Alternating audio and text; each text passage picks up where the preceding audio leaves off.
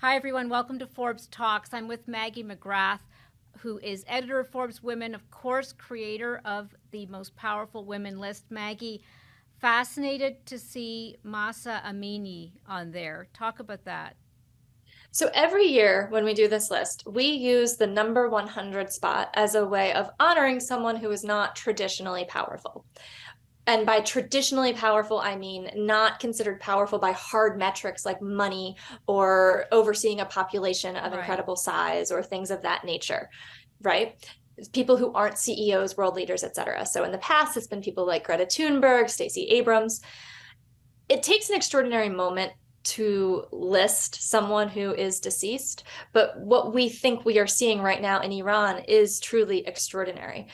We are going on 80 days of a protest against the Iranian regime that began as a women-led revolutionary moment that all got its start when reports of Mahsa Amini's death emerged. She had been in Tehran with her family. She's originally from Kurdistan. She was visiting her brother. She was detained for allegedly improperly wearing her hijab. The morality police is the enforcement mechanism of the Yeah. regime. Yeah. And the Iranian government has denied involvement in her death, but photo evidence and reports of her death came out, and it was clear that she was beaten to death and she fell into a coma and then died. And when those reports came out, her funeral became a protest. People poured into the streets, and then they kept marching. And we're going on 80 days, and Mahsa Amini's face, her image, her name has become a symbol. This is what one of my sources told me. It has become a symbol for freedom internationally. Her name has been a hashtag used 79 million times, and that's as of November 30th. Well, it's interesting how it resonates. I was in Miami and saw a big protest. Her face was everywhere. I mean, there does seem to be this, not to draw a false comparison, but these attacks on women, this feeling of women being threats, and here in the U.S. it could be rolling back Roe v. Wade, reproductive rights, but in other countries, even during the World Cup, frankly, we're hearing about what is the baseline standard of how women should be treated, and Iran is interesting. When you looked at that, is it still a discussion around women's rights, or has it become more around freedom in general? Is it still focused on gender? It's both. I mean, right now, what my sources are telling me is it's expanded beyond the morality police. It's expanded beyond the compulsory hijab. I will note that by law, Iranian women are treated as second-class citizens, and they have been protesting this law since the regime change in 1979.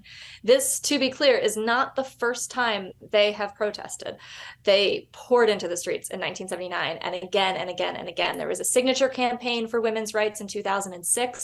So they've been trying, but the death of Mahsa Amini broke through the noise. And I think because of social media, and I think because, and this gets to your question, men are getting involved. And it's not just a call for women's rights, it's a call for regime change. But it was women led and women inspired. When you look around the world, it's very polarized right now.